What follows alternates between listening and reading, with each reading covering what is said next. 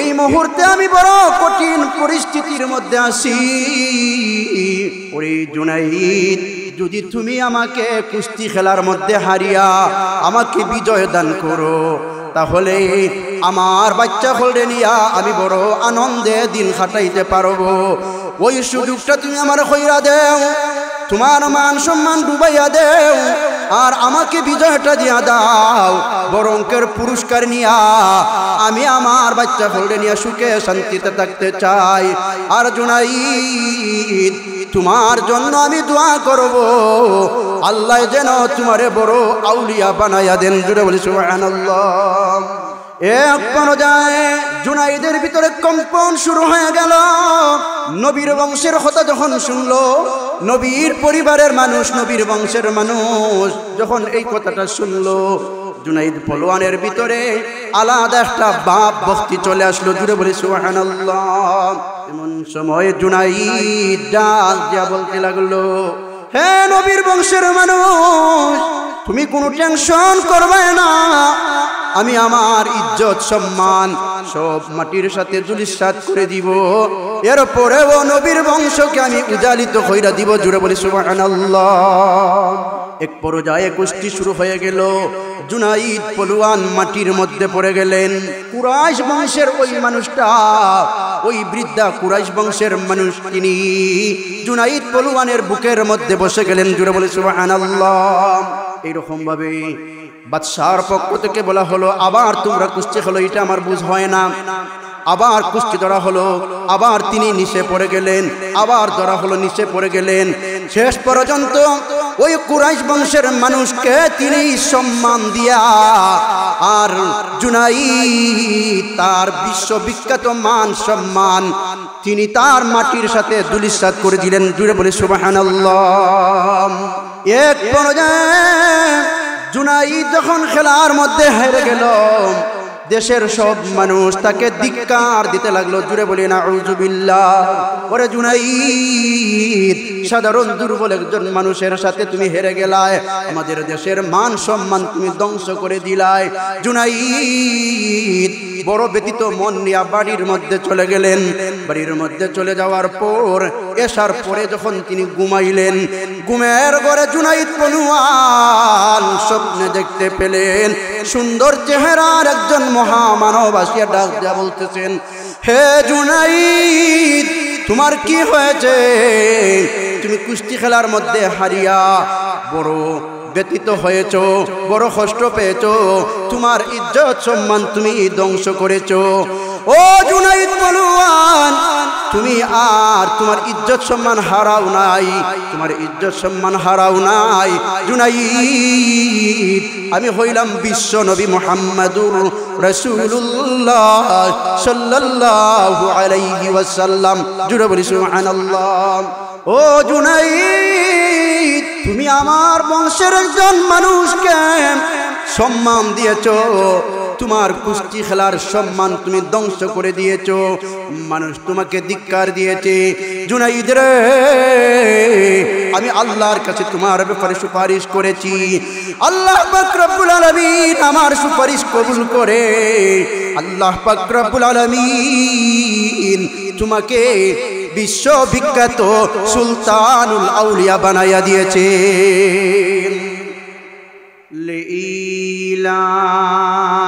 লিইলাফি কুরাইশ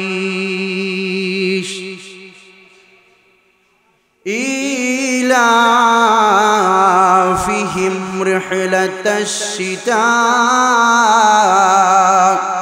ওয়াস-সাইফ। আল্লাহ পাক রব্বুল আলামিন বলেন, কুরাইশদের আসক্তি ছিল ইলাফিহিম রিহলাতাশ শিতা'i ওয়াস-সাইফ, তারা শীতকালে আর গ্রীষ্মকালে দুইটা সফর করত।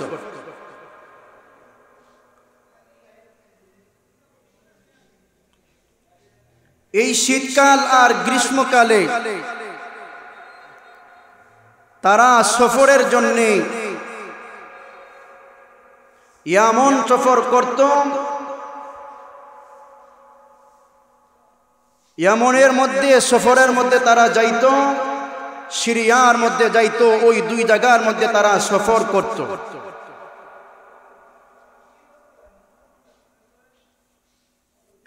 فَلْيَعْبُدُوا رَبَّ هَذَا الْبَيْتِ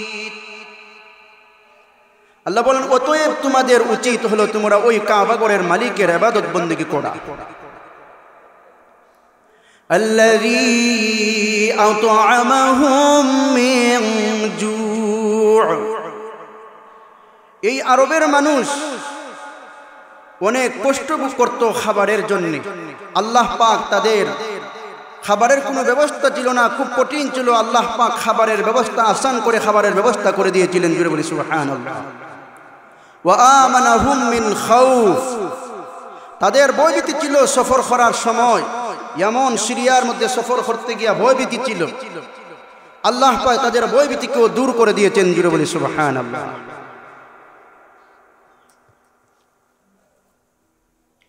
আল্লাহ পাক রব্বুল আলামিন কুরাইশদের শানে এই সূরাটা নাজিল করেছেন।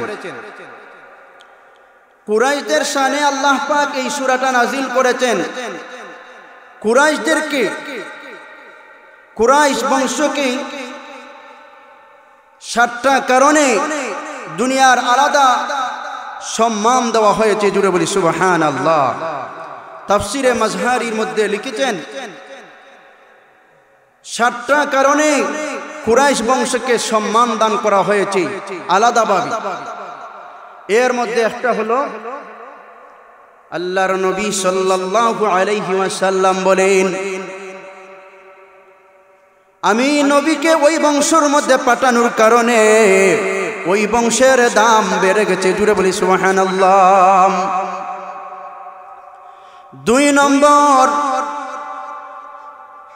আল্লাহ পাক রব্বুল আলামিন এই পৃথিবীর মধ্যে কত নবী রাসূল পাঠাইছেন, কোন নবীকে আল্লাহ পাক রব্বুল আলামিন একটা কওমের জন্য পাঠিয়েছেন, কোন নবীকে আল্লাহ পাক রব্বুল আলামিন একটা গ্রামের জন্য পাঠিয়েছেন, কোন নবীকে একটা শহরের জন্য পাঠিয়েছেন। আল্লাহর নবী সাল্লাল্লাহু আলাইহি ওয়াসাল্লাম বলেন, আমাকে পাঠানো হয়েছে সারা বিশ্ববাসীর জন্য নবী বানাইয়া। আল্লাহ পাক রব্বুল আলামিন আমাকে শ্রেষ্ঠ নবী বানাইয়া, আখেরি নবী বানাইয়া, নবুয়তি খতম কইরা আল্লাহ পাক আমাকে আল্লাহ পাক আলাদা শ্রেষ্ঠ মর্যাদা দিয়া আল্লাহ পাক রব্বুল আলামিন নবুয়তির সমাপ্ত করেছেন। জুড়ে বলি সুবহানাল্লাহ। 3 নম্বর হলো খানায়ে কাবা, কাবা ঘরের খাদিম। কাবা ঘরের খাদিম ছিল কুরাইশ বংশের মানুষ। জুড়ে বলি সুবহানাল্লাহ। 4 নম্বর হলো যত দেশের যত হাজি হল হজের মধ্যে যাইত, হজের মধ্যে গিয়া হজ করত। আরব দেশের মধ্যে পানির অভাব ছিল, হজ করার সময় পানির পিপাসা লাগত। ওই সময় কুরাইশ বংশের মানুষরা হাজিদেরকে বিনা টেকায় বিনা পয়সায় পানি পান করাইতো। জুড়ে বলে সুবহানাল্লাহ। এইগুলো 4 নম্বর কারণ, কুরাইশ বংশের শ্রেষ্ঠত্বের 4 নম্বর কারণ। 5 নম্বর হলো মক্কার মধ্যে 10টা বছর পর্যন্ত নবীর বংশের বেশিরভাগ মানুষ ইসলাম ধর্ম গ্রহণ করেছে, আর কাবা ঘরের মধ্যে দীর্ঘ 10টা বছর ইবাদত বندگی করেছে। জুড়ে বলি সুবহানাল্লাহ। 6 নম্বর হলো আবরাহা বাদশা কাবা ঘর ভাঙার জন্য এসেছিল।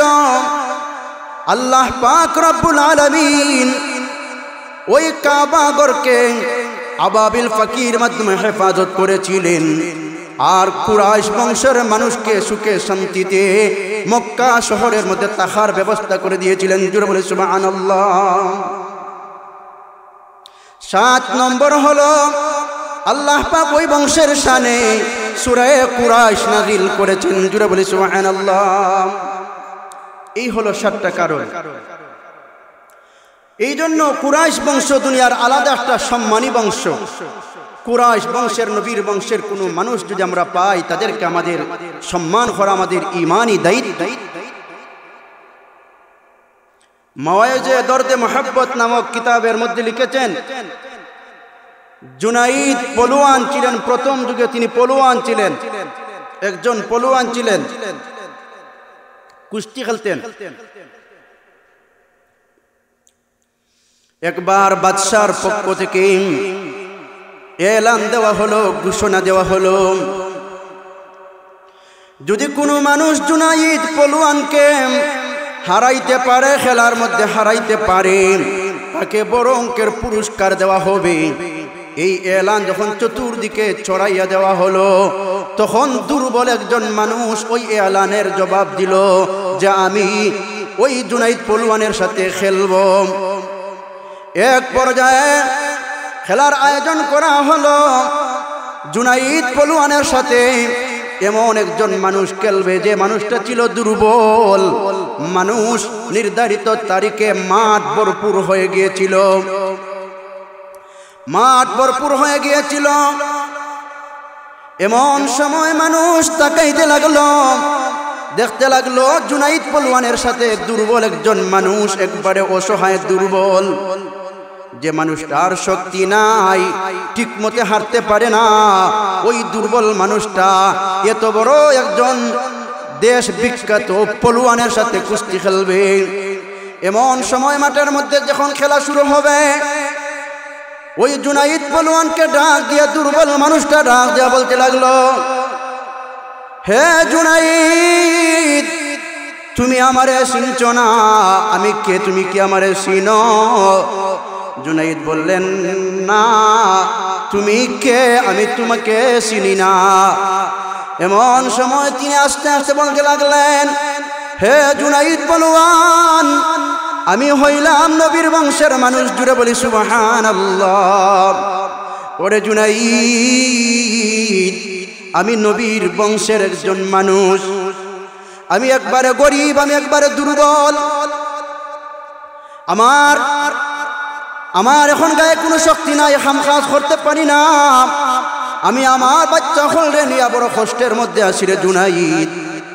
আমাদের জন্য আল্লাহ পাক রব্বুল আলামিন সদকার মাল হারাম করে দিয়েছেন।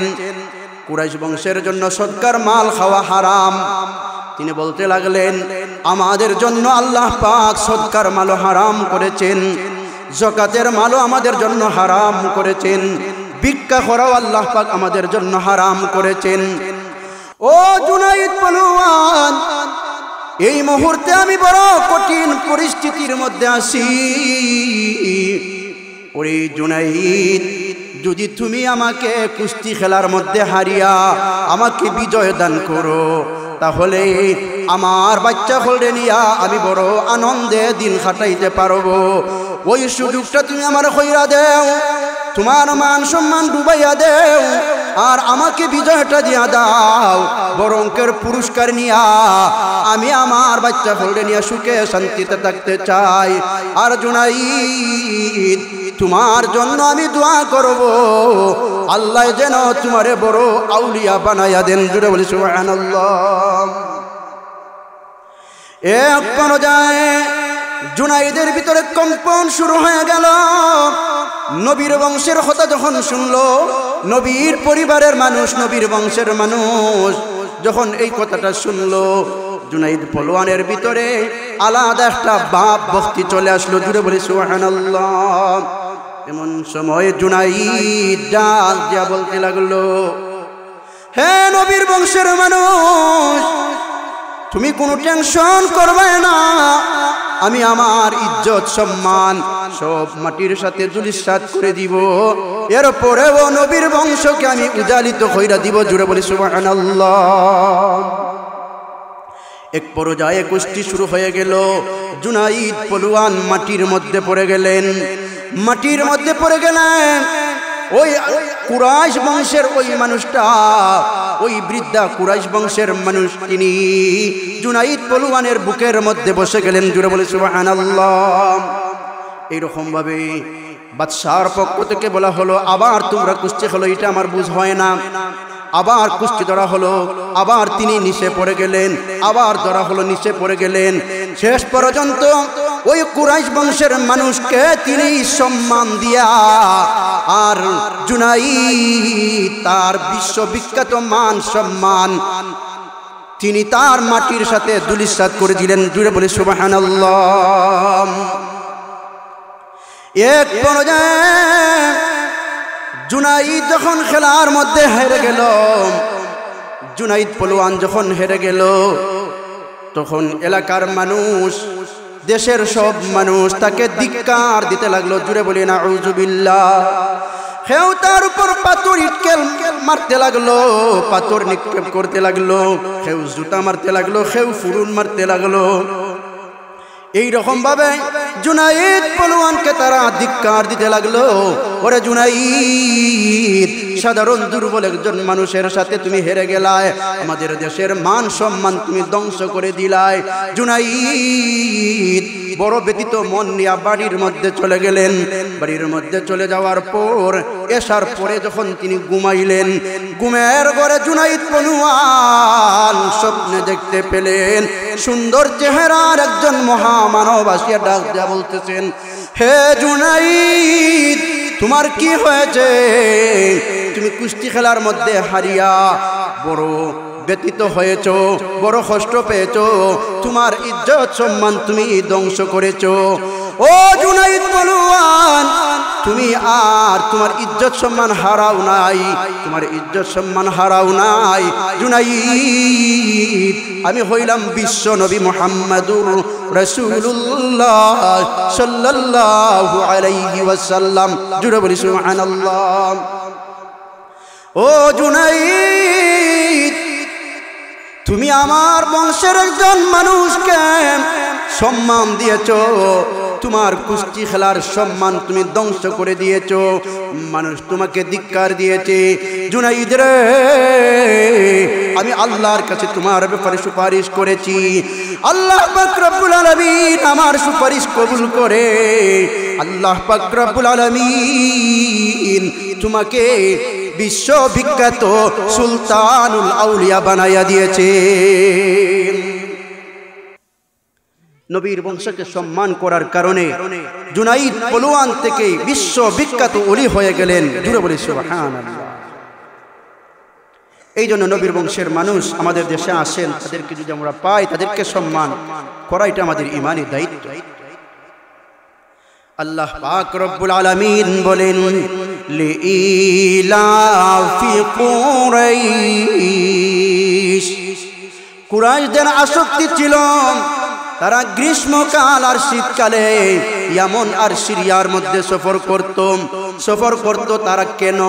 জীবিকা নির্বাহ করার জন্যে, তারা খাবার খাইবার জন্যে ওই ইয়ামন আর সিরিয়ার মধ্যে সফর করত।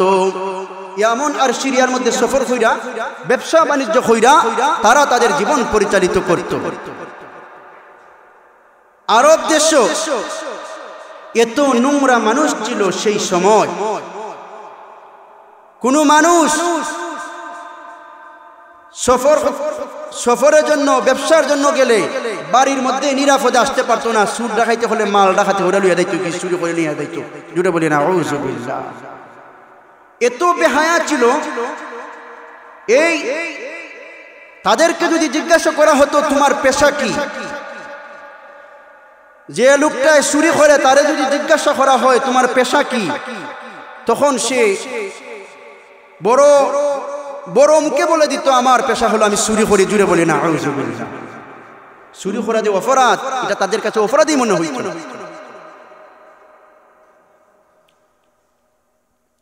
ডাকাইতরে জিজ্ঞাসা করলে তুমি কি করো, ডাকাইতরে জিজ্ঞাসা করলে তুমি কি করো, ডাকাত বলে দিত আমি ডাকাতি করি। জুড়ে বলি না আউযুবিল্লাহ। সুর ডাকাত তারা তাদের পেশার কথা বলতে কোনো ধরনের চিন্তা ফিকির করতো না, বলে দিত বড় গলায়। জুড়ে বলি না আউযুবিল্লাহ। এই কুরাইশ বংশের মানুষ তারাও ব্যবসার জন্য সিরিয়াত আর ইয়ামনে যখন যাইত, তখন সুর ডাকাইতে হলে যখন তারারে পাইত, সুর ডাকাইতে হলে তারারে পাইলে তারারে যদি জিজ্ঞাসা করতো তোমরা কে, তোমরা কোথায় থেকে এসেছো, তখন তারা যদি বলতো আমরা কুরাইশ বংশের মানুষ, আমরা কুরাইশ বংশের মানুষ, তখন তাদেরকে নিরাপদে ছেড়ে দিত। জুড়ে বলি সুবহানাল্লাহ। বংশের মানুষ ছাড়া অন্য মানুষ ব্যবসা বাণিজ্য করার লাগি সিরিয়াত আর ইয়ামন যখন যাইতো, সিরিয়া থেকে ইয়ামন থেকে নিরাপদে আসতে পারতো না। কিন্তু কুরাইশ বংশের মানুষ কি সুর ডাকায় তারাও আলাদাভাবে সম্মান করতো। জুড়ে বলি সুবহানাল্লাহ। আল্লাহ পাক রব্বুল আলামিন বলেন ফালইয়াবুদু রাব্ব হাযাল বাইত। ও কুরাইশ বংশের মানুষ, ও মক্কার শহরের মানুষ, তোমরা ভালো রকম ভাবে জানিয়া নেও তোমাদেরকে আমি আল্লাহ পাক রব্বুল আলামিন এত নিয়ামত দিলাম, তোমরা নিরাপদে ব্যবসা বাণিজ্য করেন, তোমরা সুন্দরভাবে বাড়িতে আসতে পারো, বাড়ি থেকে ব্যবসার জন্য যাইতে পারো, তোমাদের কোনো সমস্যা হয় না। ওই কাবার খাতিরে, ওই কাবার খাতিরে যেহেতু তোমরা কাবাগরের খাদিম, যেহেতু তোমরা কাবাগরের চতুর্দিকে থাকো, ওই কারণে কুরাইশ বংশের মানুষকে আরবের বিভিন্ন দেশের মানুষরা আলাদা সম্মান করতো। জুড়ে বলি সুবহানাল্লাহ। আল্লাহ বলেন তোমাদের উচিত হলো ওই কাবা ঘরের মধ্যে 360টা দেবতা না ঢুকাইয়া ওইগুলো পরিহার করিয়া তোমরা আল্লাহ পাকের গোলামি করা হলো তোমাদের উচিত। ফালইয়াবুদু রাব্ব হাযাল বাইত, তোমরা ওই কাবা ঘরের মালিকের ইবাদত বندگی করা হলো তোমাদের জন্য উচিত। কারণ আল্লাহ পাক রব্বুল আলামিন তোমাদেরকে আলাদা একটা সম্মান দিয়েছেন, আলাদা একটা মর্যাদা দিয়েছেন। জুড়ে বলি সুবহানাল্লাহ। এই কাবার কারণে তোমাদেরকে কুরাইশ বংশের মানুষ হিসাবে, হ্যাঁ, বিভিন্ন এলাকার মানুষ তোমাদেরকে আলাদা একটা সম্মান করে। আল্লাহ বলেন কুরাইশদেরকে আল্লাহ পাক সম্বোধন করেছেন আর হুকুম দিয়েছেন সারা পৃথিবীর মানুষদেরকে। আল্লাহ পাক রব্বুল আলামিন বলেন ও দুনিয়ার মানুষ, তোমাদেরকে আমি আল্লাহ পাক অসংখ্য গণিয়ত নিয়ামত দান করেছি। আমরা প্রত্যেক মানুষ আল্লাহ পাকের অফুরন্ত নিয়ামত ভোগ করতেছি। আমাদেরও উচিত হলো আমরা ওই কাবা ঘরের মালিকের ইবাদত বندگی করা। জুড়ে বলি সুবহানাল্লাহ। আল্লাহ আমাদেরকে সম্বোধন করছেন তোমরা দুনিয়ার সমস্ত ইমানদাররা, তোমরা আমি কাবা ঘরের মালিকের, ওই কাবা ঘরের মালিকের ইবাদত বندگی করো। জুড়ে বলি সুবহানাল্লাহ। যদি আল্লাহর পাকের ইবাদত বندگির মাধ্যমে আমরা আমাদের জীবনকে সাজাইতে পারি, আল্লাহ পাক আমাদেরকে 2টা পুরস্কার দান করবেন। জুড়ে বলি সুবহানাল্লাহ। 1 নম্বর পুরস্কার আল্লাযী আত'আমাহুম মিন জু'। যদি আমরা আল্লাহ পাকের গোলামির মাধ্যমে আমাদের জীবনটাকে সাজাইতে পারি, আল্লাহ পাক আমাদের অভাব অনটন সবগুলোকে দূর করে দিবেন। জুড়ে বলি সুবহানাল্লাহ। ওয়া আমানাহুম মিন খাউফ। আর দুনিয়ার জীবনে আর পরকালের জীবনে যত ভয় ভীতি রয়েছে, হে ইমানদার বান্দা বান্দিরা, তোমরা যদি আল্লাহ পাকের গোলামির মাধ্যমে তোমাদের জীবনটারে সাজাইতে পারো, আল্লাহ বলেন দুনিয়ার জীবনেও তোমাদের কোনো ভয় ভীতি থাকবে না। পরকালের জগতে যত কঠিন ঘাট রয়েছে, সমস্ত কঠিন ঘাটেও কোনো ধরনের ভয় ভীতি তোমাদের থাকবে না। জুড়ে বলি সুবহানাল্লাহ। দুনিয়ার ভয় ভীতিও থাকবে না, পরকালের ভয় ভীতিও থাকবে না। সব কিছু আল্লাহ পাক তোমার আমার জন্য আসান করে দিবেন। জুড়ে বলি সুবহানাল্লাহ। শর্ত হলো একটা, আল্লাহ পাকের গোলামি করা।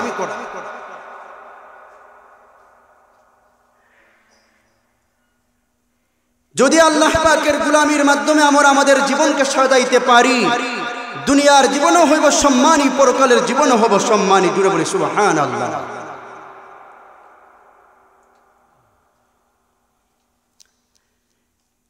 আল্লাহ পাক রব্বুল আলামিন বলেন যে মানুষের মধ্যে ইবাদত বندگی থাকবে না, ওই মানুষ চতুষ্পদ জানোয়ারের চাইতে আরো নিকৃষ্ট। জুড়ে বলি না আউযুবিল্লাহ। আল্লাহ বলেন উলাইকা কাল আনআম, ওই সমস্ত মানুষরা যে মানুষের মধ্যে আমি আল্লাহ পাক রব্বুল আলামিন তাদেরকে জ্ঞান বিবেক বুদ্ধি দিলাম, চক্ষু দিলাম, কর্ণ দিলাম, এরপরেও যদি বিবেক কাটাইয়া ভালো জিনিস বুঝে না, খারাপ জিনিস পরিহার করে না, আল্লাহ বলেন ওই মানুষ হলো চতুষ্পদ জানোয়ারের চাইতে নিকৃষ্ট। রবি ইবনে সুলাইমান আল্লাহর বড় একজন ওলি ছিলেন। জুড়ে বলি সুবহানাল্লাহ। এই রবি ইবনে সুলাইমান একবার হজের উদ্দেশ্যে রওনা দিলেন। হজের উদ্দেশ্যে রওনা দিলেন, উনার সাথে আরো অনেক মানুষ হজের মধ্যে রওনা দিল। হজের মধ্যে যখন তারা রওনা দিল, সারাদিন পথ চলার পর এক জায়গার মধ্যে তারা গেলেন এবং বিশ্রাম নেওয়ার জন্য বিরতি নিলেন। মাগরিবের নামাজ পড়ার পরে রবি ইবনে সুলাইমান তার কাফেলার মানুষকে বললেন, তোমরা খানা খাও, আমি একটু হাঁটিয়ে আসি। তসবিহ হাতের মধ্যে নিয়ে আল্লাহর ওলি রবি ইবনে সুলাইমান পাহাড়ি সুন্দর এলাকা হাঁটতেছেন আর তসবিহ তাহলিল করতেছেন। জুড়ে বলি সুবহানাল্লাহ। এক পর্যায়ে রবি ইবনে সুলাইমান হাঁটতে হাঁটতে বহু দূর গেলেন আর ওইদিকে অন্ধকার হইতে লাগলো। হঠাৎ তিনি দেখতে পেলেন একজন মহিলা বুরকা পরিধান কইরা সে তার ডান দিকে হাঁটতেছে, তার সঙ্গী সাথী কেউ নাই। রবি ইবনে সুলাইমান চিন্তার মধ্যে পড়ে গেলেন, মানুষ এই এলাকার মধ্যে কোনো মানুষ নাই, ওই মহিলা কোথায় যাইবে? বিভিন্ন প্রশ্ন মনে মনে উঠতেছে। এক পর্যায়ে দূর থেকে দেখতে লাগলেন ওই মহিলা কোথায় যায়। ওই মহিলা এক জায়গার মধ্যে গেল, এক জায়গার মধ্যে গিয়া ওই মহিলা পাহাড়ি এলাকা থেকে নিচের মধ্যে নামলো। লামিয়া গিয়া রবি ইবনে সুলাইমান দেখতে পেলেন দূর থেকে মরা একটা গাদা ছিল। ওই মরা গাদার গোশত চাকু দ্বারা কাটিয়া কাটিয়া ব্যাগের মধ্যে ভরতেছে। জুড়ে বলি না আউযুবিল্লাহ। রবি ইবনে সুলাইমান মনে মনে ভাবতে লাগলেন, মনে হয় ওই মরা গাদার গোশত হোটেলে নিয়ে দে আর টেকা বিনিময়ে টেকা নিয়ে। বিভিন্ন প্রশ্ন জাগতেছে। আবার মনে মনে জাগেন, মনে হয় গরিব, ওই কারণেও মনে হয় নিয়া বাড়ির মধ্যে খাইতে পারে। বিভিন্ন প্রশ্ন জাগতেছে অন্তরের মধ্যে।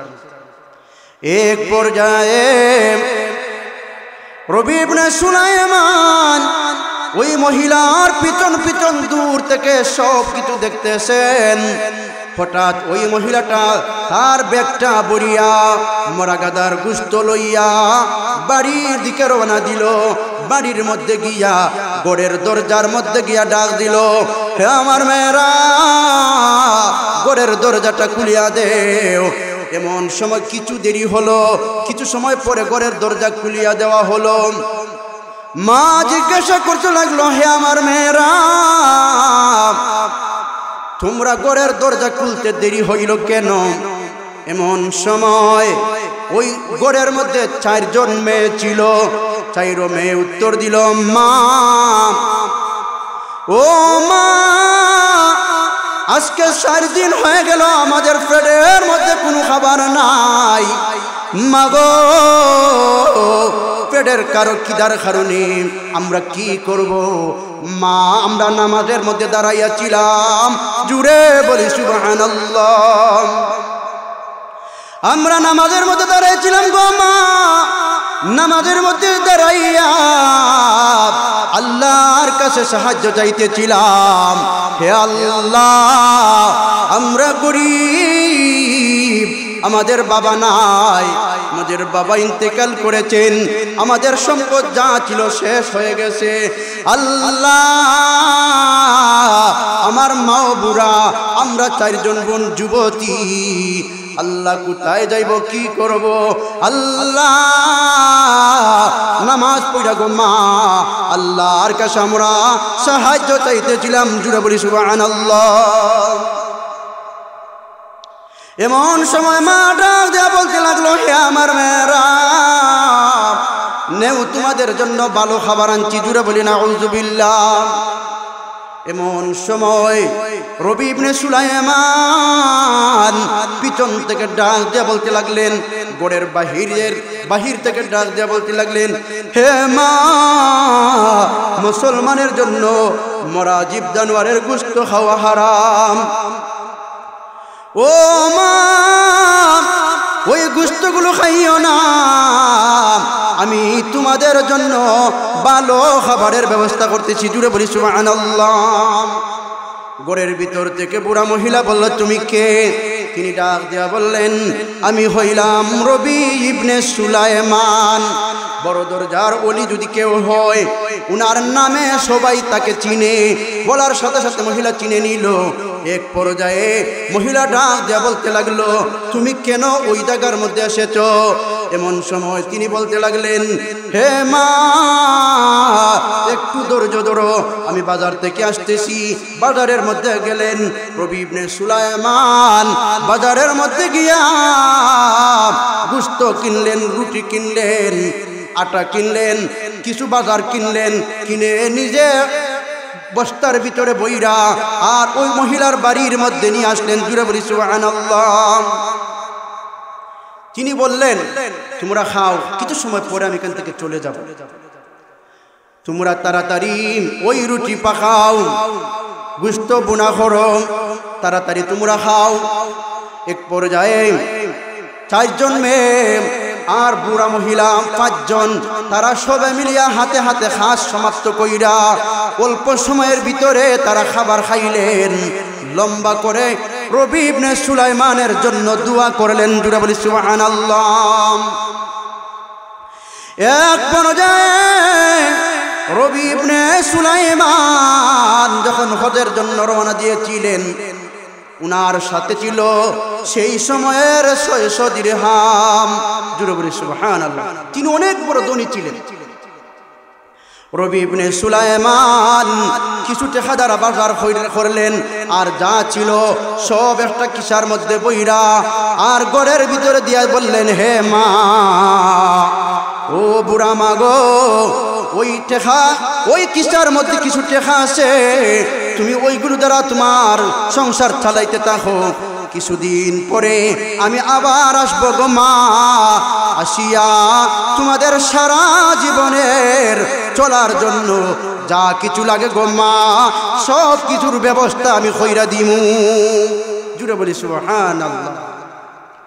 এই যে গড়ের যুবতী 4টা মেয়ে, অসহায় গরিব, তারা আল্লাহর কাছে সাহায্য চেয়েছিল। আল্লাহ তাদের ব্যবস্থা করে দিলেন কিনা? আল্লাহ পাক তাদের ব্যবস্থা করে দিয়েছেন। আল্লাহ পাক রব্বুল আলামিন বলেন, ফালইয়াবুদু রাব্ব হাযাল বাইত। তোমরা ওই কাবা ঘরের মালিকের ইবাদত বندگی করো।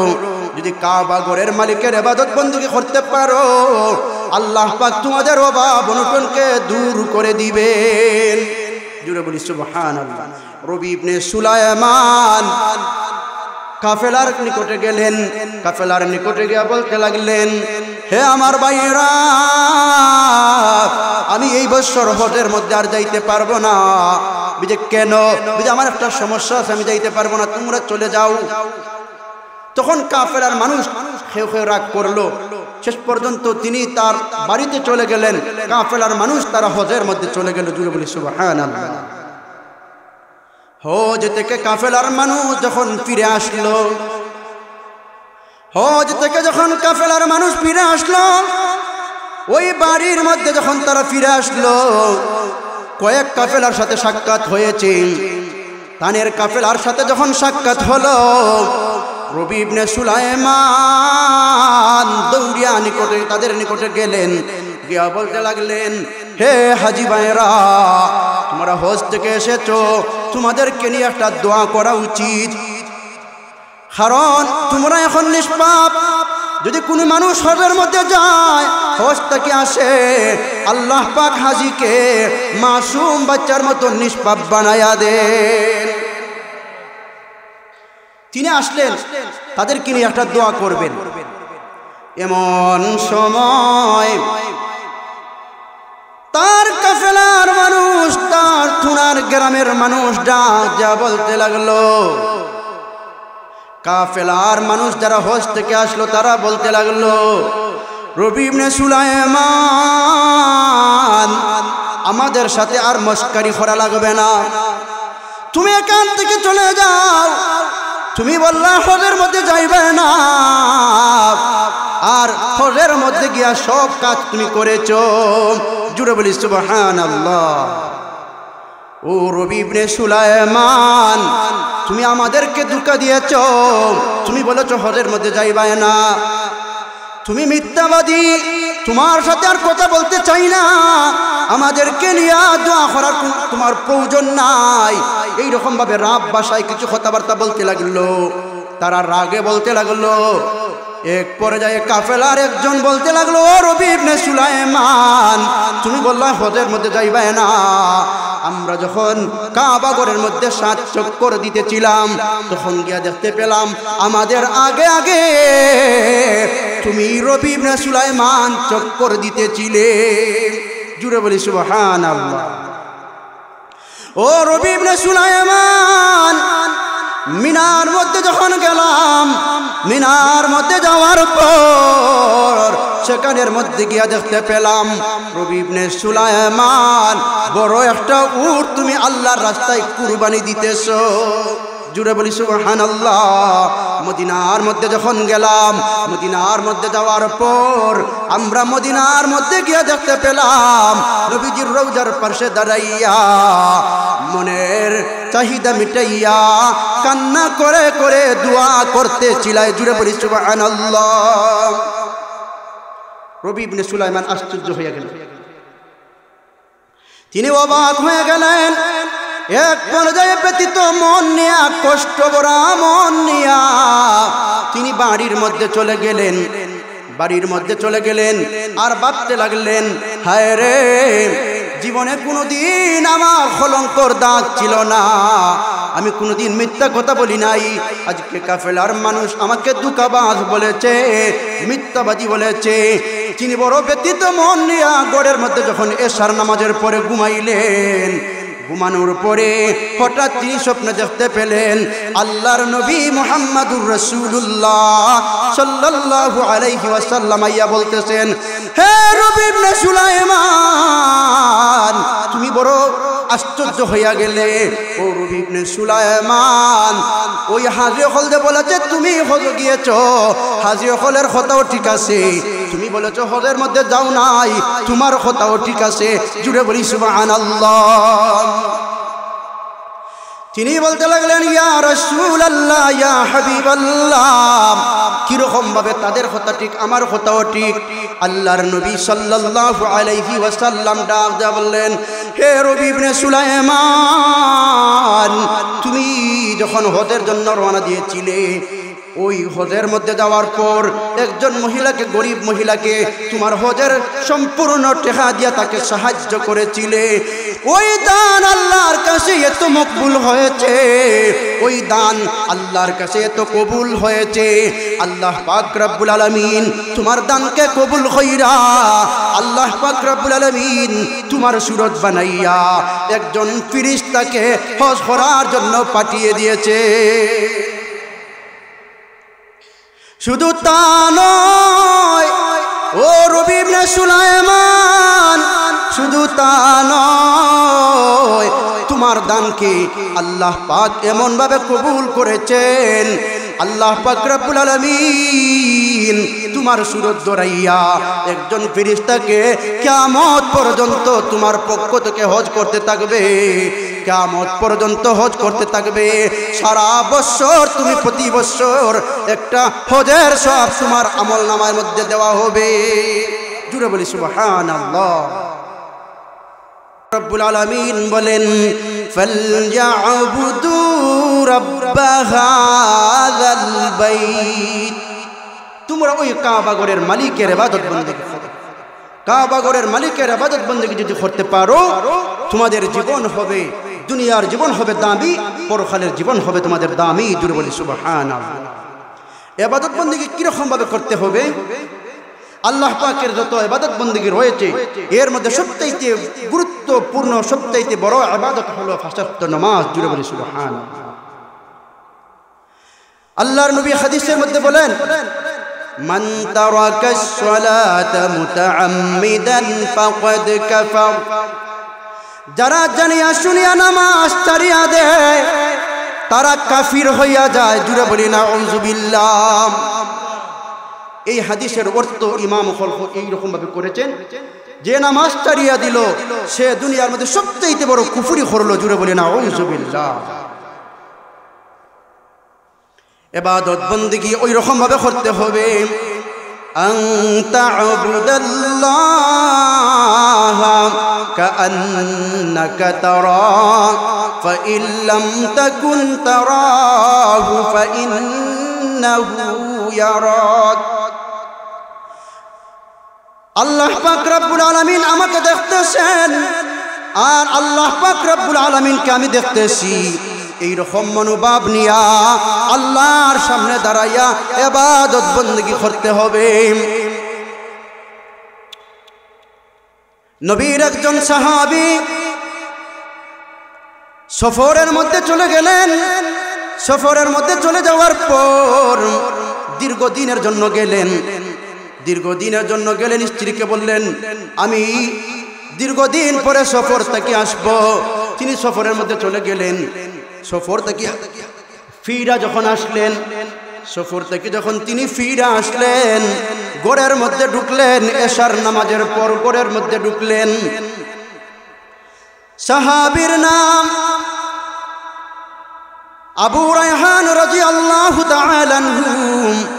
নবীর সাহাবী হযরতে আবু রায়হান রাদিয়াল্লাহু তাআলা আনহু ঘরের মধ্যে যখন ঢুকলেন তখন স্ত্রী সাজিয়া গুজিয়া তার সামনে আসলেন। জুড়ে বলি সুবহানাল্লাহ।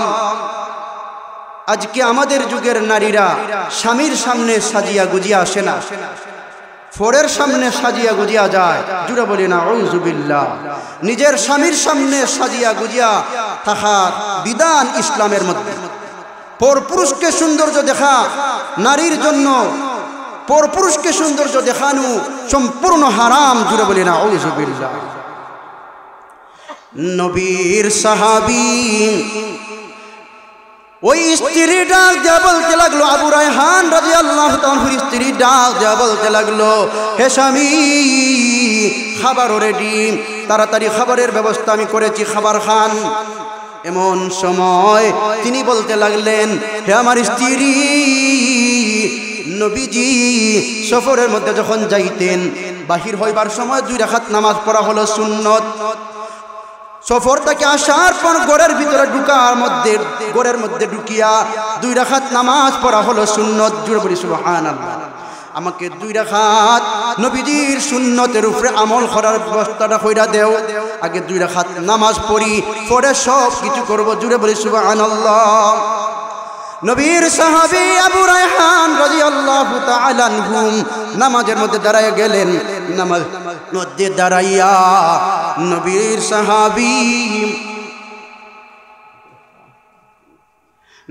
সাহাবী নামাজের মধ্যে দাঁড়াইয়া আলহামদু কইরা সূরা বাকারা তেলাওয়াত কইরা প্রায় 15 পারা প্রথম রাকাতের মধ্যেই তেলাওয়াত করে নিলেন। জুড়ে বলি সুবহানাল্লাহ। এক পর্যায়ে মধ্যরাত হয়ে গেল। স্ত্রী সাজিয়া গুজিয়া চটপট করতেছে। স্বামীর চতুর্দিকে দায়। স্বামীকে বুঝাইতে চায়, স্বামী গো নামাজ সংক্ষিপ্ত করো, দীর্ঘদিনে সফর থেকে এসেছো, আজকে তোমার সাথে মনের আনন্দ মিটাইব, তোমার সাথে ফুর্তি আমোদ করব। ও স্বামী, ওই স্ত্রী বুঝাইতে চায় নামাজ তাড়াতাড়ি করো, কিন্তু নবীর সাহাবীর কোনো খবর নাই। জুড়ে বলি সুবহানাল্লাহ। এক পর্যায়ে 2 নম্বর রাকাতের মধ্যে যখন উঠলেন, আবার যখন তেলাওয়াত শুরু করলেন, ফজরের আজান হয়ে গেছে। জুড়ে বলি সুবহানাল্লাহ। তাড়াতাড়ি নামাজ শেষ করলেন। নামাজ সমাপ্ত করার পর নবীর সাহাবী আবু রায়হান ফজরের নামাজের মধ্যে চলে গেলেন। জুড়ে বলি সুবহানাল্লাহ। ফজরের নামাজ থেকে যখন ঘরের মধ্যে আসলেন, ঘরের মধ্যে আসার পর স্ত্রী ডাক যা বলতেছেন, হে আমার স্বামী, আপনি তো আমার উপর জুলুম করেছেন, দীর্ঘদিন সফরের মধ্যে ছিলেন, আমি সাজিয়া গুজিয়া আপনার পাশে আসলাম, আজকে রাতটা আনন্দ করব স্বামী গো, কিন্তু তা না করে 2 রাকাত নামাজের মধ্যে সারাটা রাত কাটাই দিলায়, কেন একটাবার কি আমার কথা মনে হয় নাই? এমন সময় নবীর সাহাবী আবু রায়হান রাদিয়াল্লাহু তাআলা আনহু ডাক দিয়ে বলতে লাগলেন, হে আমার স্ত্রী, আমাকে ক্ষমা করে দিও। জুড়ে বলি সুবহানাল্লাহ। অবশ্যই আমার হক ছিল আজকে তোমাকে সময় দেওয়া, কিন্তু হে আমার স্ত্রী, যখন আমি নামাজের মধ্যে দাঁড়াইয়া গেলাম, নামাজের মধ্যে দাঁড়ায় যখন আলহামদু তেলাওয়াত শুরু করলাম, তখন আমার মাওলার সাথে সাক্ষাৎ হয়ে গেছে। জুড়ে বলি সুবহানাল্লাহ। আমার আল্লাহর সাথে কথাবার্তা শুরু হয়ে গেছে। স্ত্রী গো, যখন আমি কোরআন থেকে আল্লাহর শানের আয়াত তেলাওয়াত করি, তখন দেখতে পাই আমার আল্লাহ যেন আমার সামনে। জুড়ে বলি সুবহানাল্লাহ। ও আমার স্ত্রী, যখন আমি নামাজের মধ্যে জান্নাতের আয়াত তেলাওয়াত করি, তখন দেখতে পাই গো আমার স্ত্রী, জান্নাত যেন আমার সামনে বসে। জুড়ে বলি সুবহানাল্লাহ। জান্নাতের দৃশ্যগুলো যেন আমার চোখের সামনে ভেসে উঠে। স্ত্রী গো, যখন জাহান্নামের আয়াত তেলাওয়াত করি, তখন আমার চোখের সামনে আমি দেখতে পাই জাহান্নামের দৃশ্য, জাহান্নামের কঠিন আযাব আমি দেখতে পাই। স্ত্রী গো, এইরকম ভাবে সারাটা রাত কেটে গেল। কোনো সময় আল্লাহকে আমি দেখি, কোনো সময় জান্নাত দেখি, কোনো সময় জাহান্নামের শাস্তি দেখি। স্ত্রী গো, এইরকম ভাবে সারাটা রাত কেটে গেল। একটা বারো গো আমার স্ত্রী, নামাজের ভিতরে তোমার কথা মনে পড়ে নাই। কেমন মনোযোগ দিয়ে তিনি নামাজ পড়েছিলেন। জুড়ে বলি সুবহানাল্লাহ। আল্লাহ বলেন, ফালইয়াবুদু রাব্বাহাযাল বাইত, তোমরা ওই কাবা ঘরের মালিকের ইবাদত বندگی করো। যদি আমরা সবাই আল্লাহর হুকুম নবীর তরিকা মতো, আল্লাহর সমস্ত হুকুমগুলো নবীর তরিকা মতো বাস্তবে আমল করি, তখন ওইটা হবে আমাদের জন্য সঠিক ইবাদত। জুড়ে বলি সুবহানাল্লাহ। আল্লাহর নবী, আমি একটা হাদিস পড়েছিলাম, আল্লাহর নবী হাদিসের মধ্যে বলেন, মান আহাব্বা সুন্নতি ফাকাদ আহাব্বানি ওয়া মান আহাব্বানি কানা মাই ফিল জান্নাহ। আল্লাহর নবী বলেন, ও দুনিয়ার মানুষ, যদি তোমরা আমি রসুলকে মহব্বত করতে চাও, তাহলে আমি নবীর সুন্নতের উপরে আমল করো। আমি নবীর সুন্নতের উপরে যদি আমল কইরা তোমরা তোমাদের জীবনকে সাজাইতে পারো, আল্লাহর নবী বলেন, তাহলে তোমরা আমি নবীকে মহব্বত করলাই। জুড়ে বলি সুবহানাল্লাহ। মান আহাব্বা সুন্নতি ফাকাদ আহাব্বানি ওয়া মান আহাব্বানি কানা মাই ফিল জান্নাহ। যারা আমি নবীকে মহব্বত করবাই, আমি নবীর সাথে জান্নাতে বসবাস করবাই। জুড়ে বলি সুবহানাল্লাহ।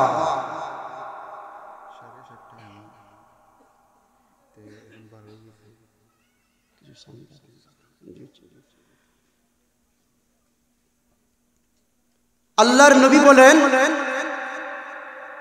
যদি তোমরা আমি রসুলকে মহব্বত করতে চাও তাহলে তোমরা আমি নবীর সুন্নতের উপরে আমল করতে হবে।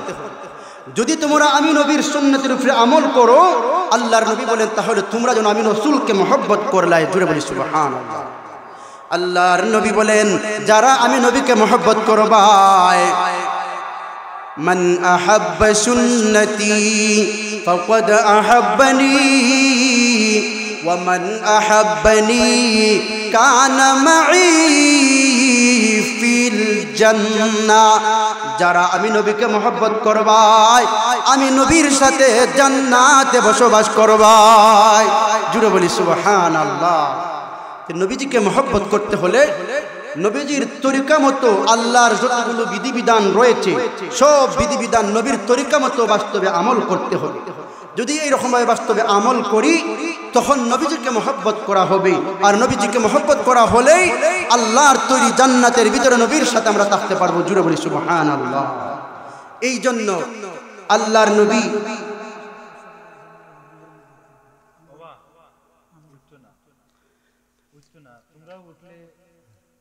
আমরা এই যে আল্লাহর গড়, এই মসজিদের সাথে আল্লাহর নবীর সম্পর্ক আছে কি আসেন না? মসজিদের সাথে আল্লাহর নবীর গভীর সম্পর্ক ছিল। আমরা যদি নবীকে মহব্বত কইরা থাকি তাহলে ওই নবীর গড়ের সাথে আমাদের মহব্বত থাকতে হবে। আল্লাহর এই গড়কে যদি আমরা মহব্বত করি, নবীকে মহব্বত করা হবে, আমরা নবীর সাথে জান্নাতের ভিতরে বসবাস করতে পারবো। এই আল্লাহর ঘর পরিচালনা হইতে ইমাম সাহেবের বেতন, মসজিদের বিভিন্ন খামখাজ হইতে গেলে আপনাদের পক্ষ থেকে আপনারা কিছু সহযোগিতা করতে হবে। আপনারা যদি এই ঘরের মধ্যে সাহায্য করেন তাহলে আল্লাহর নবীর যত তরিকা রয়েছে এর মধ্যে একটা তরিকা হলো দান সদকা করা। জুড়ে বলি সুবহানাল্লাহ। হাদিসের মধ্যে এসেছেন, আস-সাদাকাতু তারুদ্দুল বালা। সদকা যদি করা হয় তাহলে বলা মুসিবত আল্লাহ দূর করে দেন। জুড়ে বলি সুবহানাল্লাহ। আনোয়ার আলী সাহেব, নারে তাকবীর, নারে তাকবীর। আনোয়ার আলী সাহেব আল্লাহ 500 টাকা নগদ দিয়েছেন। আল্লাহ তোমার বান্দার সদকাকে কবুল করো।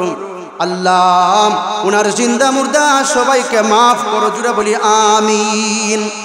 এখন আমরা যারা টাকা পয়সা দিয়ে সাহায্য করবার কর্ম, আমরা যেন একজন মানুষও উঠি না।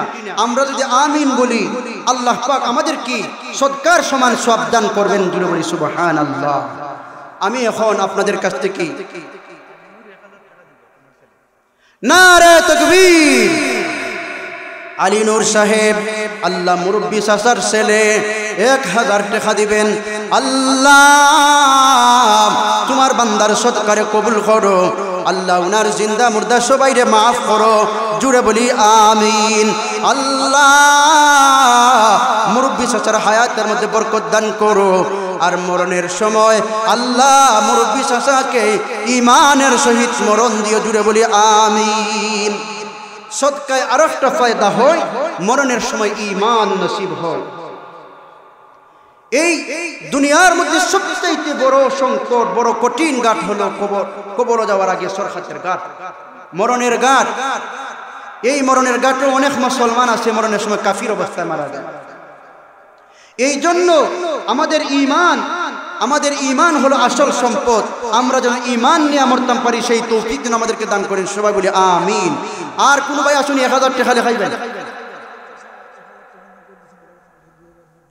নারে তাকবীর।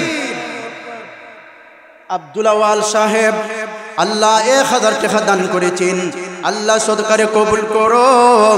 আল্লাহ উনার জিন্দা মুর্দা সবাইকে মাফ করো। আল্লাহ তোমার বান্দার হায়াতের মধ্যে বরকত দান করো। আল্লাহ উনার যত মুর্দা হল কবরবাসী সবাইরে মাফ করো। বলি আমিন। আর কোন ভাই আসুন যে আমি 1000 টাকা দিব আল্লাহর গরো, আমার মরণের সময় ঈমান নসিব হইতো, আমার মা বাবারকে আল্লাহ পাক কবরের মধ্যে থাকলে তাদেরকে আল্লাহ পাক মাফ করে দিতেন। আর কোন ভাই আসুন 1000 টাকা লেখাইবেন। তাড়াতাড়ি হোক, সময় একবারে কম। আর কোন ভাই আসুন 1000 টাকা লা ইলাহা ইল্লাল্লাহ লা ইলাহা ইল্লাল্লাহ লা ইলাহা ইল্লাল্লাহ। আসুন না কেউ তাড়াতাড়ি লেখাই লোক।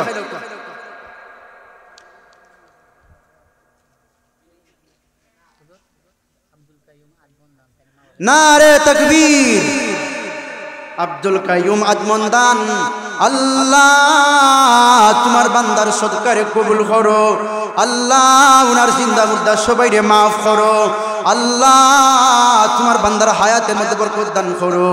আল্লাহ তানের যত মুর্দা কবরে শায়িত আল্লাহ সবাইকে মাফ করে দাও। জুড়ে বলি আমিন। আচ্ছা ঠিকানা লেখালে দান লেখাও তাড়াতাড়ি।